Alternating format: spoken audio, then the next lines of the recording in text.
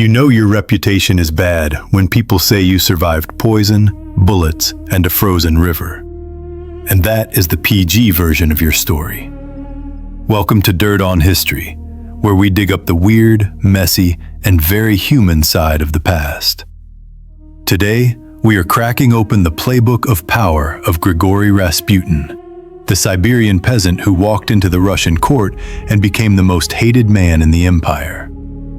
Here's the problem. Was Rasputin a holy healer who tried to save a sick child? Or a reckless manipulator who helped drag a dying monarchy over the edge? Was he a hero, a villain, or just the loudest symptom of a system that was already falling apart?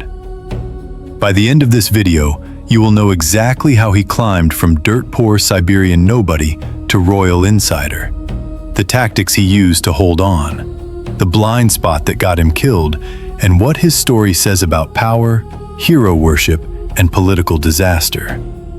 So, let us open the file on our favorite controversial mystic and walk through 10 rules from Rasputin's playbook of power. Opening move, the Bleeding Prince. Rasputin did not start in a palace.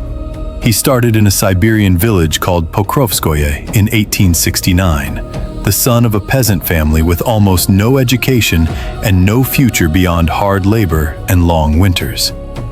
He married young, had children, and for a while his life looked like every other peasant life in the back of nowhere. Then something cracked open. In 1897, after a religious experience, he walked away from home and went wandering across Russia as a pilgrim. No official title, no ordination, no theology degree, just a man in a dirty robe who said he had seen the light and wanted to talk about it. For years, he drifted between monasteries and holy sites, picking up followers and a reputation as a mystic with strong eyes and an intense presence. By the time he reached St. Petersburg in 1903, the capital was deep into a fad for mysticism.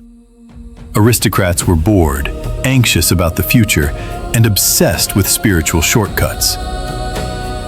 The real opening move came when Rasputin met the imperial couple in 1905. Tsar Nicholas II and Empress Alexandra were polite but reserved. Then they discovered the secret that ruled their lives. Their only son, Tsarevich Alexei, the heir to the throne, had hemophilia, a deadly blood disorder. One bad bruise could kill him. Rasputin stepped into that wound. When Alexei suffered a crisis in 1912 and doctors thought he would die, Rasputin sent a telegram from far away, telling Alexandra that the boy would not die and that the doctors should stop bothering him. Alexei improved. Whether it was luck, timing, or the fact that less medical interference meant less aspirin and less bleeding, Alexandra linked the child's survival to Rasputin. From that moment, Rasputin was no longer just a wandering holy man. He was our friend. The man who could calm the empress, soothe the heir, and give the royal family something they needed more than anything else. Every system has a wound. For the Romanovs, it was a sick child and a crumbling sense of control. Rasputin did not walk in promising policy reforms or military victories. He offered something more powerful: emotional rescue. He told Alexandra that God listened to him, that Alexei would survive, that their dynasty had a special mission. When the doctors failed, he stepped in with prayer, calm words, and a kind of spiritual theater that slowed everyone's panic. The effect on Alexandra was real. She trusted him. She needed him. And she started to treat his advice as divine. Rasputin's first power move was simple. Find the emotional crisis no one can solve. Stand in that pain. Then promise relief. Once you are the only person who can stop the bleeding, you do not ask for power. People hand it to you. Inside the palace, Rasputin became more than a healer. He turned into a spiritual lifeline, especially for Alexandra. She called him our friend, She treated his words as messages from God. When Nicholas left the capital in 1915 to command the army at the front, Alexandra leaned on Rasputin even more. He did not just bless the child, he blessed decisions. He gave opinions on which ministers were loyal to God and to the dynasty, who should stay and who should go. Rasputin wrapped his influence in faith and sincerity. To the imperial couple, that made it feel safe. Once someone depends on you for emotional survival, the next step is obvious. During World War I, Russia needed stable, competent leadership. What it got was what historians call ministerial leapfrog. Between 1915 and early 1917, the empire went through 4 prime ministers, 5 interior ministers, 3 foreign ministers, 3 war ministers, 3 transport ministers, and 4 agriculture ministers. Careers rose and fell at dizzy speed. Why? Because loyalty to Rasputin and Alexandra started to matter more than skill.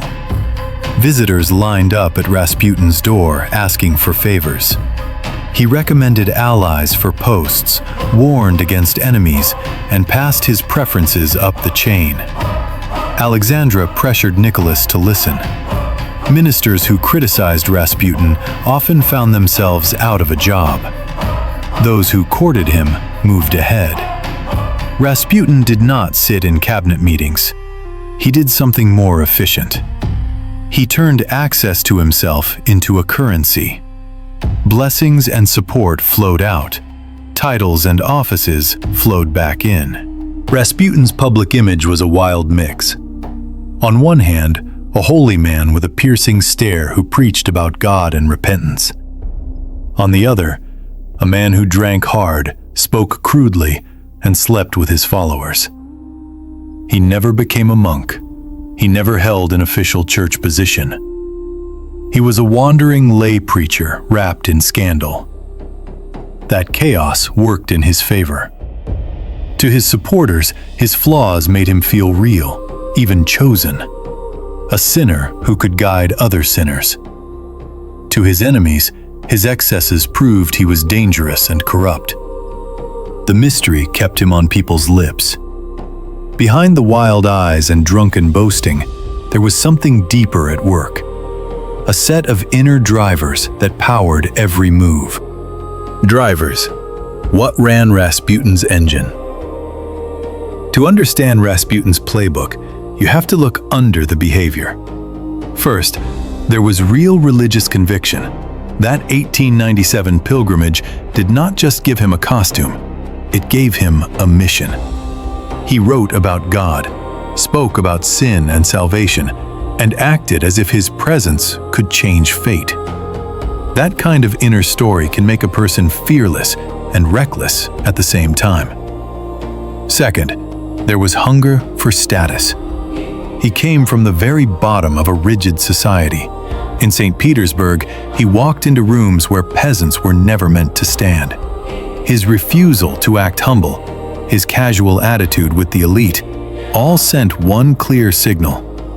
In his mind, spiritual power outranked noble titles.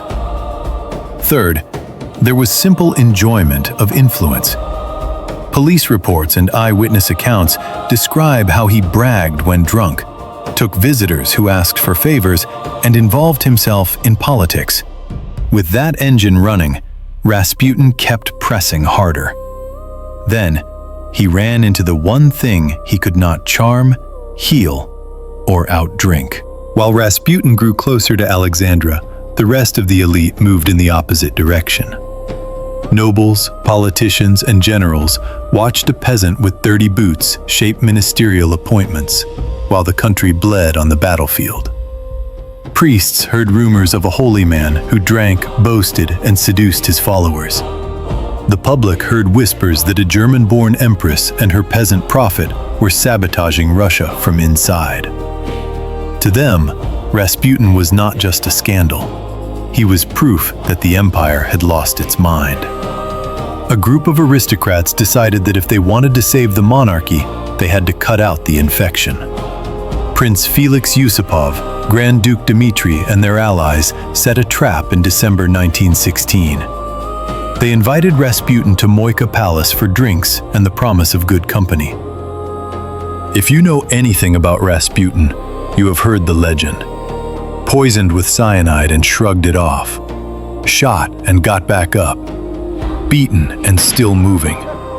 Finally drowned in an icy river, his body found under the ice like some cursed villain who refused to die. Most of that story came from Yusupov's memoirs, written years later, shaped for drama and self-importance. The autopsy told a quieter story. No poison in Rasputin's body. 3 gunshot wounds, including one to the head that would have killed him quickly. No water in his lungs, which means he was already dead before he hit the river. The river and the ice preserved the body. They did not finish the job. The myth turned Rasputin into a demon who could not be killed, a man with unnatural power. So, over to you. Was Rasputin a healer trapped in a doomed system? A reckless manipulator who helped it fall faster? Or both at once? Drop your verdict in the comments with one word: hero, villain, or messy middle. And tell us whose playbook of power we should dig into next.